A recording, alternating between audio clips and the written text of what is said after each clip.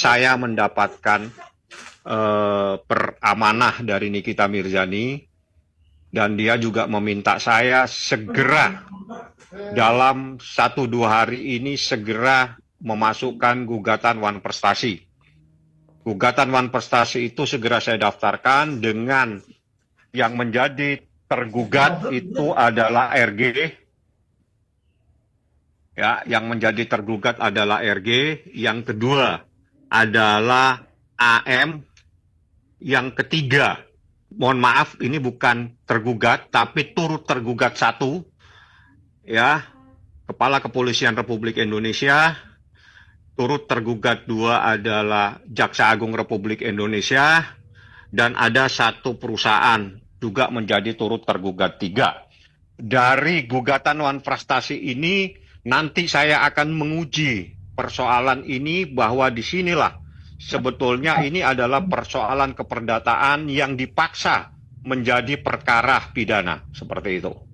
Jadi patut diduga ini adalah sebuah perkara perdata yang dipaksa. Saya ulangi, patut diduga sebuah perkara keperdataan yang patut diduga dipaksa menjadi perkara pidana, seperti itu. Seperti yang Ya dilaporkan memang tidak oleh ada RG. pemerasan. Bagaimana orang pemerasan orang dalam keadaan bebas merdeka? Dia yang pertama kali menelpon dan dia sendiri yang membuat kesepakatan, dia yang menentukan juga sistem pembayarannya. Terus dia juga minta kalau dalam waktu setahun diberitahukan kembali, dan itulah yang saat ini saya akan uji. Jadi saya diminta sama Nikita segera untuk ajukan, Bang, daftarkan saja Bang gugatan Wan Prestasinya. Banyak. Ya, NM menggugat Wan Prestasi atau menggugat secara perdata si RG melalui pengacaranya. Kenapa Bang? Menurut Abang apa alasannya NM dan melalui pengacaranya menggugat secara perdata? Ya, ini merupakan salah satu strategi NM ataupun pengacaranya ingin menunjukkan secara hukum tentunya bahwa ini merupakan peristiwa perdata, bukan peristiwa pidana, sehingga nanti ketika ini diperiksa di persidangan ini dijadikan dasar bahwa nantinya tunjukkan kepada hakim bahwa ini peristiwa perdata, sehingga NM bisa nanti diputus bebas murni atau free sprach, ya. Ini strategi. Tetapi kalau saya sendiri secara pribadi, saya lebih sepakat untuk pra-peradilan. Kenapa? Iya, ini lawyer pasti akan punya strategi masing-masing ya. Kenapa saya memilih pra-peradilan? Balik lagi, banyak tokoh-tokoh besar yang walaupun sudah ditetapkan tersangka kemudian diputus perkaranya tidak dilanjutkan. Prof. Edi melawan KPK, Hedi Hiarit sampai sekarang nggak dilanjutkan. Ya banyak lagi lah profesor-profesor yang ketika menang pra kemudian perkaranya nggak dilanjutkan. Tetapi kembali lagi saya harus menghormati keputusan yang diambil oleh Bang Fahmi sebagai pengacara dari NM, karena pasti beliau lebih tahu lebih tahu bukti-buktinya, kondisi psikologis di sana seperti apa. Saya hanya ingin menyampaikan pandangan hukum saya dalam konteks ini, upaya apa yang menurut saya lebih baik. Gitu pandangan saya. Salam smart konsumen. Bebaskan dan bebaskan. Jaksa juga tadi dipertanyakan, media juga menjawab dengan kata dibebaskan kalau memang unsurnya tidak terpenuhi, betul. Tidak dapat. Namun dengan proses jaksa tadi bilang ini cuma hanya pembuktian aja Bang, dan penyidik juga lagi mencari apa yang terjadi dengan kasus itu Bang. Oke, balik lagi ke pembuktian. Betul, ya kan? Unus testis, nullus testis. Satu saksi bukan saksi-saksi bagian daripada pembuktian. Jelas di dalam pasal 184 KUHP ada berapa poin yang menjadi unsur-unsur di dalam pembuktian. Kan ada keterangan saksi, keterangan ahli, ya kan, keterangan terdakwa, petunjuk, surat. Jika memang 5 poin atau minimal 2 aja alat bukti sudah terpenuhi, harusnya tidak perlu repot-repot sampai perpanjangan 2 kali. Kalau Pret, kata si Aulia itu berarti dia memang orangnya senang kalau ngeliat orang itu menderita.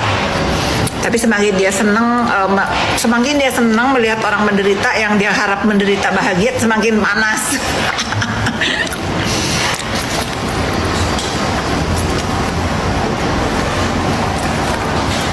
Rambutnya nggak pakai ada sih vitamin random aja, ada apa aja aku pakai.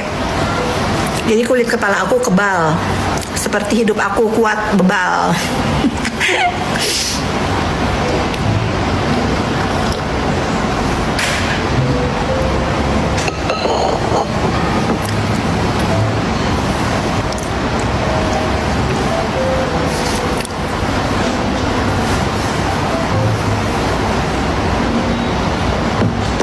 Nenek-nenek lagi ngopi. Nenek-nenek lagi ditonton sama kamu ya. Kamu tuh gak salah panggil aku nenek-nenek. Aku emang sudah nenek-nenek, udah kepala 5. Gak salah, memang aku sudah nenek.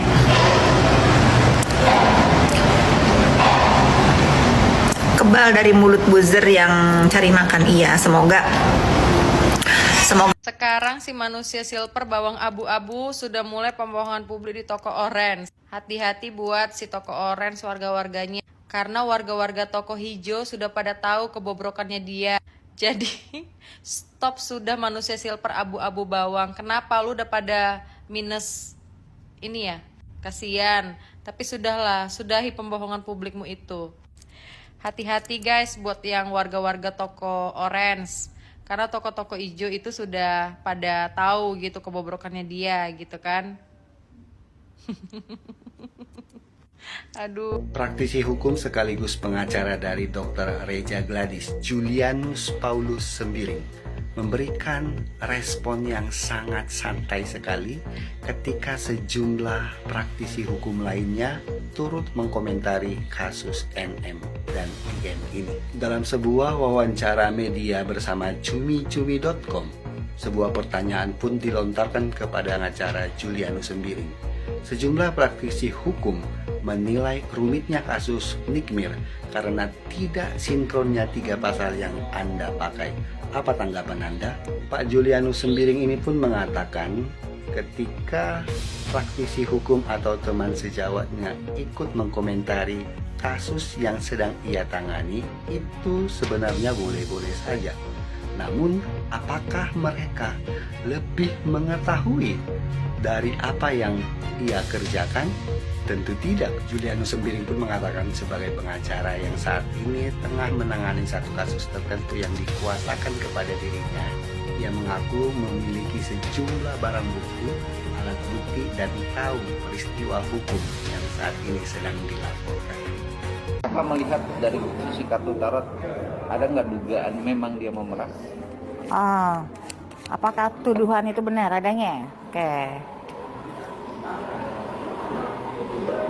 Sepertinya memang ada ya, ada unsur, ya, ada unsur seperti itulah ya. Di sini mengatakan ini ya, lihat gestur tubuh dari profil ya, figur wanita di kartu tarot Nostradamus ini memang seperti meminta ya, mana gitu, memang ada, ya. Ada banget Mas Sabta, ada. Dan ini ada angka 13 ya, 13 tuh unlucky, bad luck, unfortunate number. Nomor yang tidak mujur. Ups, salah. Ya. Akhirnya ini ya, memerangkap dia ya. Jebakan Batman istilahnya. Itu adalah suatu aksi yang tidak dibenarkan dan menjebloskan dia terperangkap dalam kasus sekarang masalah. Yes. Menjebloskan dalam arti apa nih Kak? Menjebloskan karena memang dia ada indikasi ya melakukan tadi seperti tuduhan yang disangkakan, memang ada ke situ. Ada tendensi ke situ, dan itu kan menyalahi hukum, karena sekarang kan ada undang-undang ya, entah ITE ataupun undang-undang hukum lainnya, kalau memang ada unsur-unsur misalnya ya penyalahgunaan aturan hukum seperti pemerasan atau pemaksaan atau apalah ya, itu kan ada pasti hukumnya, ada konsekuensi logisnya, secara hukum ada. Ya. Tapi kan ini kan perkaranya kan mereview salah satu produk skincare yang dugaan itu skincare dari Dr. Rija RG. RG sendiri. Apa sih maksud dia untuk melaporkan itu karena dia merasa usahanya itu diacak-acak atau Dirugikan. dirugikan. Oh, jadi trigger faktor ya, faktor pencetus kenapa dokter R itu sampai menuntut ya? Oke, sampai melaporkan. Iya, dokter R memang ini ya, dia melaporkan dan memang dia ingin sekali menjebloskan Mbak NM untuk ke penjara. Terlihat ya, ada sel-sel penjara ya, seperti itu. 8 itu kontinum, selama-lamanya, selama mungkin. Yes. Jadi nggak main-main, dokter RG memang bermaksud untuk memenjarakan Mbak NM selama mungkin. Ya, mungkin I don't know. Paling ringan mungkin karena sini ada angka 8 bulan, 8 tahun. Pokoknya ada unsur angka 8 ya. 18 tahun ada unsur seperti itu. Pokoknya selama mungkin. Dan memang bukan hanya ada motif ingin memenjarakan NM, tapi juga dokter RG memang jadi stagnan usahanya. Itu sangat-sangat menurunkan omset penjualan dari market produknya itu, skincare ya. Iya, ada sih indikasi. Jadi ada stagnan sini. Ya, ada stagnan dan jadi seperti apa ya? Jadi bad image ya, ada image citra buruk gitu. Disematkan oleh dokter RG secara tidak langsung karena beliau memang yang memproduksi atau dia pakai brandnya namanya sendiri itu.